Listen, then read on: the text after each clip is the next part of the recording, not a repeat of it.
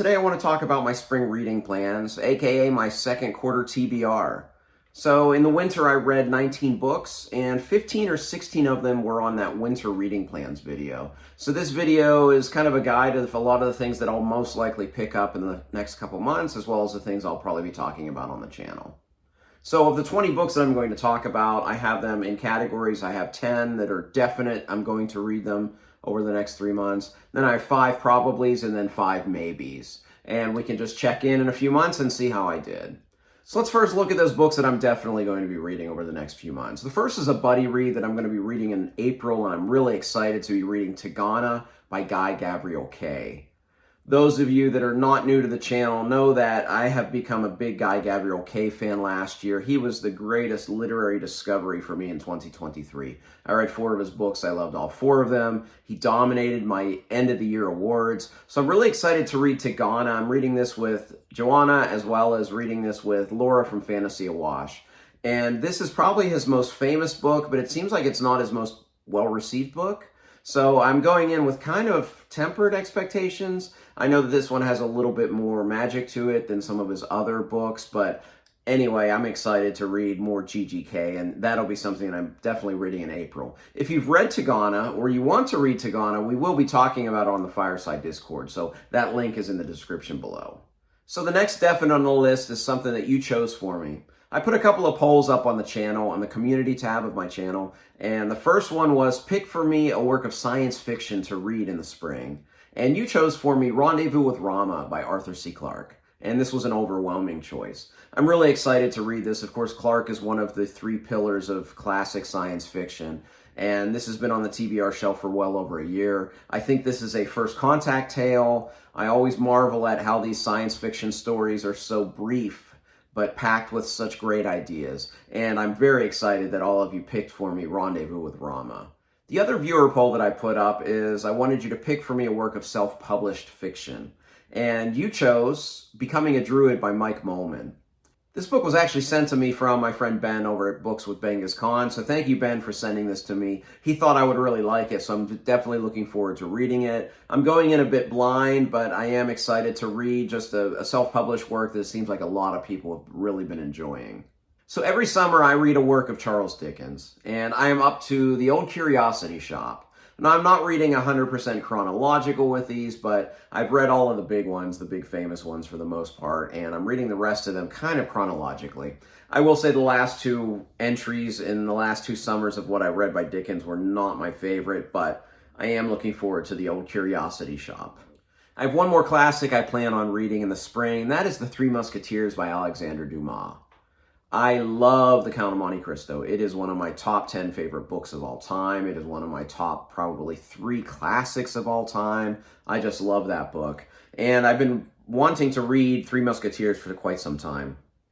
This Easton Press edition that I own has been sitting on the TBR shelf for over a year, and frankly, it's been judging me, just saying, why have you not picked me up to read me?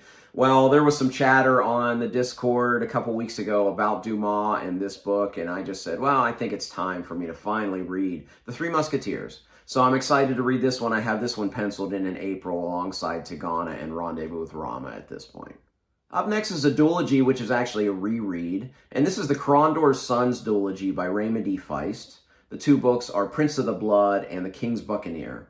Last year I reread the Rift War Saga, and I read the Empire trilogy by Feist that he co-wrote with Janny Wirtz, and I'm working my way through the entire Rift War cycle, Rift War cycle, which is like 30 books. And I plan on reading 2 of these series this year, Crondor's Sons, which I'll be reading this quarter, and then sometime in the last half of the year, I'll be reading the next book series in the Rift War cycle, the Serpent War Saga by Raymond E. Feist. This is some classic fantasy that I've enjoyed, and of all the classic fantasy that I've revisited that I read in my youth, this is the world that I just find the most intriguing and the most interesting and the one that I want to continue reading about most. And the big book series that I will be tackling this quarter is the Broken Empire trilogy by Mark Lawrence. The 3 books are Prince of Thorns, King of Thorns, and Emperor of Thorns. And you see on the screen, I have the first 2 are the 10th anniversary Broken Binding editions. The 3rd one is on the way at some point, so these will be some great editions that I get to read these. I'll be honest, I don't know if I like these books. This is very, very grimdark. There are people that I trust that love this series, and there are people I trust that don't like this series at all. And it seems like Lawrence is very different in a lot of his different series. So even if this one might not be the one for me, I'll probably tackle more of him in the future just to check him out, because I have heard enough good things with reviewers that I do trust their tastes and their explanations about books enough that I think I might like some of these. But I am looking forward to reading this series and reading Mark Lawrence for the first time. All right, on to the books that are in the probably category. The first is an audiobook that I'm listening to, and that's Blood Rights by Jim Butcher. I almost said Harry Dresden. It's the, I think, 6th book in the Dresden Files series. I always have an audiobook going, but I'm not a big audiobook consumer. It often takes me several weeks, sometimes longer than a month, to finish an audiobook. But I'm confident I will finish this one this quarter. I've enjoyed what I've listened to so far in the Dresden Files. James Marsters is a fine audiobook narrator, and this is a kind of a faster paced story as well. So I'm looking forward to this one. I'll probably finish this one at some point in the next quarter. In addition to always having an audiobook going, I always have a short story collection going. I often read short stories in between novels just to kind of break things up, kind of as palate cleansers. And the one I'm reading right now is Blind Willow Sleeping Woman by Haruki Murakami. You can see him about a quarter to a third of the way through this one. This has a lot of shorter stories, so these I'm reading 2 or 3 between novels, but I'm pretty sure by the time I get to the end of June, I'll have finished this one. I'll be honest, I love Murakami, but I don't always love his short fiction. His kind of brand of magical surrealism, the weird things he comes up with, a lot of times in the short fiction, he doesn't quite get there yet, in my opinion. But when he does, they're absolutely brilliant. As an example, I've read like 7 or 8 of these so far, and I have some rated as low as 2 stars, and I have a couple 5 stars in here that are just phenomenal. So I'm pretty sure this is something that I will be finishing and talking about in the next quarter. So I have a couple pre-orders, which are most likely going to be read in this quarter. And the first is You Like It Darker by Stephen King.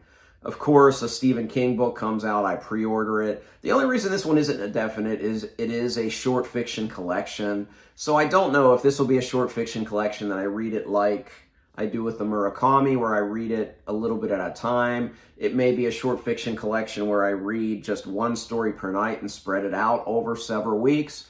Or maybe I read it straight through. I have no idea. I will see when that arrives. I think it comes in late May, what I do with that. So it's only in the probably category, but it will be something I will read at some point this year. The new book by Stephen King, You Like It Darker. Another pre-order is actually a book that was out last year, so you're wondering what that pre-order is about. Well, it's Small Mercies by Dennis Lehane. And the vast majority of my Lehane collection is paperback, so I was waiting till this one came out in paperback just to put it with his brothers together on the shelf. And Small Mercies, I'm really excited about this for 2 reasons. Number one, Lehane is my front runner for Author of the Year. He's my front runner for Book of the Year with The Given Day, which I read earlier this year. But even more than that, this book in particular is getting probably the best reviews of Lehane's career.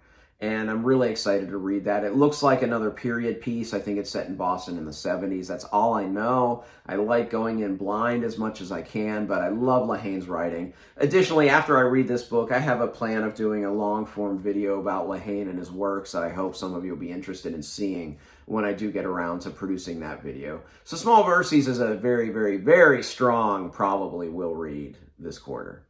And the last probably is a work of nonfiction, and this is a book called A Cure for Gravity by Joe Jackson. Joe Jackson is a musician that I frankly don't know anything about, but I saw mentioned in here on the back flap something about Beethoven, so there's a kindred soul right there.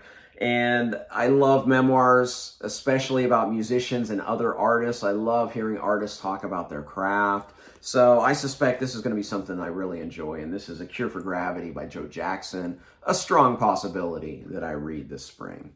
All right, as for my maybes, the reason these are maybes is this is in June when I'm planning probably some of these books. I'm traveling extensively. I'm going to be out of town probably half of the month. So for me, travel equals Kindle. So these are some titles that are on my Kindle. Some of these have been on the Kindle for a while, some of them have not. 4 of them are self-published works, so I'm excited for that.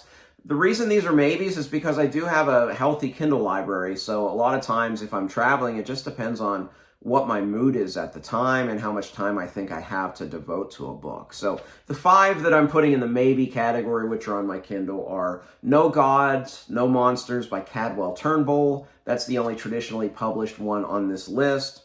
There's a book called The Ancient Gate by R.S. Penny, which is a work of science fiction, which looks great.